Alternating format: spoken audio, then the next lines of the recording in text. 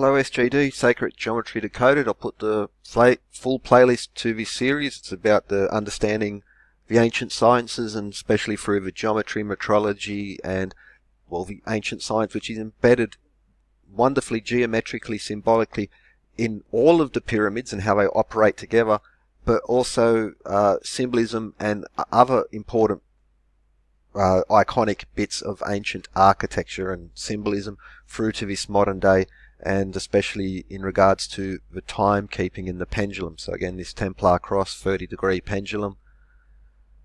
And so where I left off was the three orders of architecture. These are, which are embedded still in Masonic symbolism, which goes back to ancient Greek times, Greeks and Romans being the heirs of older streams of knowledge. And so Mason board, you have the Doric, the Ionic, and the Corinthian column. There's another example of it. And now let's look at musical symbolism. And I think, so the seven liberal arts, especially the quadrivium, is geometry, arithmetic, astronomy, and music. And there is musical information embedded in here as well. So let's look at this very famous character, Athanasius Kircher. And this is a frontispiece from Universal Music, and, well, it was again the 3-4-5 triangle, and lots of multiple sets of information. You know, the all-seeing eye and the Trinity, so forth there. Now, especially in recent episodes, I've been looking into pendulums and how the measurement of the second and ancient units of measure wonderfully correspond and blend into one another. Include the meter, the foot, and the second are just exquisitely linked. But earlier I mentioned the Meron-Mersenne, Mersenne Prime's mathematician, geometrician, but also the study of music and the study of time. This was one of the reasons why both he and Giovanni Riccioli were trying to find a perfect second.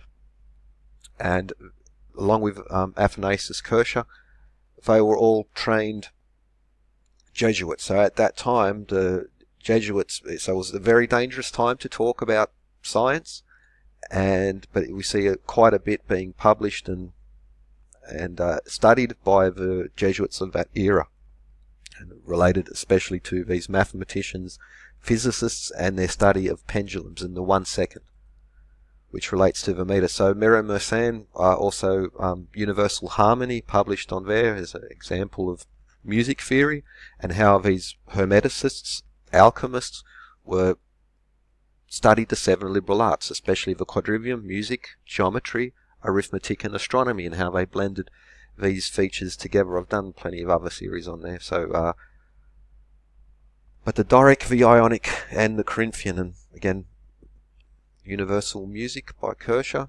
This is one of the illustrations in there and in these writings. Now, I've highlighted this, but it's what we see is Vidorius and Ionius, which is Dorian and Ionian, or Doric and Ionic, the orders of architecture as from ancient times, but especially through Jesuits up to now to Masonic traditions.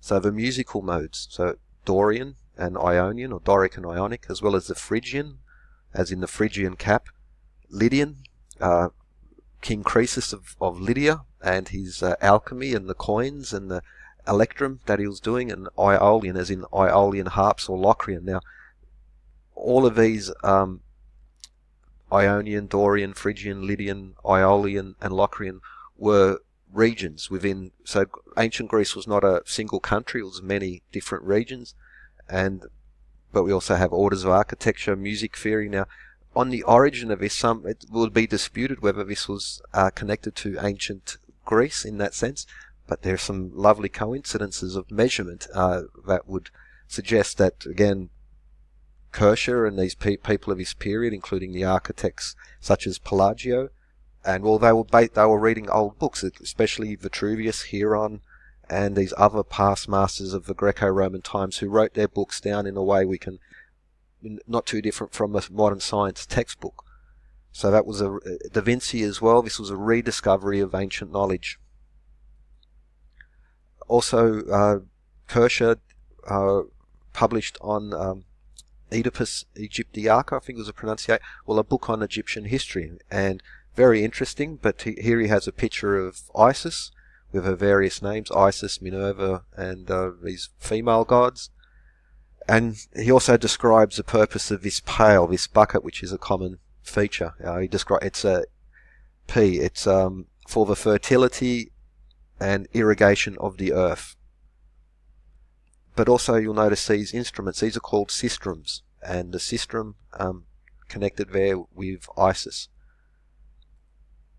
So here are some systems. But we'll find this especially connected to Hathor in ancient Egypt. Now, so you have Greek, Ionic, Doric, and Corinthian being Greek orders, but we see the Egyptian column types. The Hathor column was one of the main ones, and it is so often, virtually all the time, connected to this system. And so you can get a sense of it there. In Deir el-Bahari, we have the Hathor columns, and again we see the system sitting above the column. The Hathor column, as described there, holding the sistrum. This is in Dendera. Sistrum's above. We get an idea of the Hathor column there, and the illustrate. So either it's illustrated or it is depicted as a sistrum on top of these column capitals. Dendera column, Hathor type columns. These are Egyptian orders of architecture. Dendera complex, Abu Simbel, again we see Hathor with a sistrum. So it's this combination of various forms. Hathor with a sistrum at Abu Simbel, holding the sistrum in her hand. It's been partially lost over time. And the connect again, so this is a Roman Isis statue. She's holding the sistrum, and she's holding a water vase, just like in these descriptions based on Manetho. So this origin of this pail or this bucket, which is a standard ancient feature across so many other cultures. Now it's also, all of these cultures were irrigation. They were civilizations who had mastered farming and irrigation. And as is described here, based on older Egyptian writings, that's what it's connected to water and fertility and irrigation. Now even she's standing in the river as well. So that's another connection there. Temple of Philae, again, the Hathor columns and connections with sistrum and music. And so we have various the Egyptian orders of architecture and their column types. So we have based on the lotus, based on the palm frond, etc., or the Hathor type column. So these are the Doric, Ionic, and Corinthian, whatever some people want to say is not lost ancient high technology, it is Greek. And the Egyptian orders of architecture or the Persian orders of architecture speak clearly to that particular culture. So there's some examples of the Egyptian orders of architecture. Some other, so the palm leaf, the papyrus, the lotus, and the lotus bud, which is very different from the very similar but yet quite distinct from the three Greek orders of architecture, and which are also Doric, Ionic, Corinthian musical modes as well. That's also worth noting on this particular illustration as well. He shows the tortoise shell harp. This is a strong connection to Apollo and Hermes, and especially music, of course, but also the measuring wand. And it'd be worth recapping. So it is strongly linked to the caduceus of Hermes. Hermes into the Greek, or Mercury to the Roman, carries this wand, just like Thoth, just like Shesset, or just like Nuar and Fuzi who hold the compass and square. Hermes is the god of knowledge, of science, architecture, and most importantly the god of weights and measures, and this is a symbol in regards directly to weights and measures. So where did Hermes obtain the caduceus? Well, it goes back to this story. So as a baby, Hermes is also the trickster god, has an infant. He snuck out, stole the cattle of Apollo. He says in Dalian City, so the golden boy and the winged, because the cattle flew. Hermes snuck back and tried to pretend it wasn't him who stole the cattle. Apollo, and so this is in Sydney, but we see Apollo holding the lyre. Knew that Hermes was lying about the cattle. He went to Zeus, the sky god, thunderbolts, and told the story to Zeus, complained about Hermes' exploits, and Zeus laughed at it, thought it was funny. Apollo was enraged, and there was nearly a battle on Olympus. Also at the same fountain here in Sydney, we see the tortoise shell, because this is a tortoise shell lyre. So what Hermes did was, when there was about to be a war, he gave a tortoise shell lyre to Apollo. Apollo was so grateful for this gift that he gave Hermes in return a wand, an olive branch, a magical wand, so think Harry Potter. But that's even where the term extend an olive branch coming from. Hermes gave the lyre to Apollo. This avoided the war. Apollo extended an olive branch of peace to Hermes. That's where Hermes got his wand, but that was only an olive branch at the start, this wand. Now, wand in itself in ancient Greek translates to measuring rod. It is a measuring rod. Hermes is a god of weights and measures. So here's an example. The caduceus in return for the lyre. Now, they show here the caduceus with the snakes around it, but this happened later. So the measuring wand, the rod of Hermes, the magician. So Hermes later saw two snakes fighting. When snakes fight, it looks very similar to when they copulate, but Hermes saw two snakes fighting. He put the wand between them to separate them. This was the olive branch of peace, and now he also brought peace to the two snakes. That's how these two snakes got there. It's another reference to peacemaking. Also, you'll note that in the temple of Seti, Thoth, the god of weights and measures, has two rods with snakes wound about, with bringing together Upper and Lower Egypt. This is a common theme. The measuring rod, just like in Revelations when they talk about measuring the holy city, New Jerusalem, he measures it with a rod or a reed. This is like that's what these symbols have, and their connection to God of weights and measures. Hermes or Thoth, you see similar with Shesset or Nuar and Fuzi, two snakes connecting the male and the female.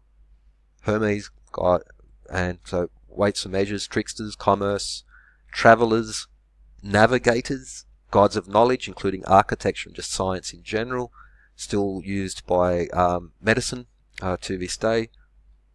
So the coiled snakes, this is a common theme. The bringers of knowledge, the gods of weights and measures, even like for instance in tarot, the magician, it's Hermes. It's even got the stylized form of the symbol for Mercury, our chemical symbol, but also the symbol of Hermes. And you'll see this is what now kings and queens are still shown holding a rod and an orb, measure of length and measures of weight.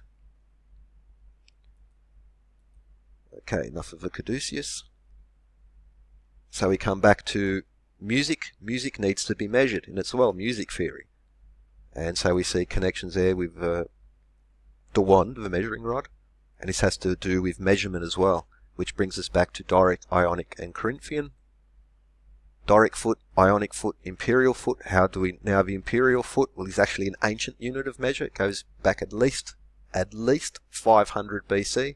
The Salamis stone, which embeds, as well as the same, it embeds the Doric foot, the Ionic foot, and what is referred to as the common foot, which is the modern English imperial foot. Now, why is that important? Well, let's look at the Parthenon. The columns themselves, to the top of the architrave, is 48 feet high, which converts perfectly to 45 Doric and 50 Ionic, a harmony point between multiple sets of measurement. Very important theme. And we're exploring this more, but let's look at New Jerusalem, the King James Version, where they specify furlongs. We know exactly what a furlong is. So all these important numbers, but also notice it converts to Doric and Ionic. Ionic at 33 as well, but also 12,000 furlong, or 7,920,000 feet, converts perfectly to meters, to the modern meter, to perfection. And it's also worth noting that's 1,500 miles. The Salamis stone, the meter, the cubit, and New Jerusalem, the holy city, the meter, and well, 48, 00 rods, 45, 50. Ionic rods, another conversion point linked to the path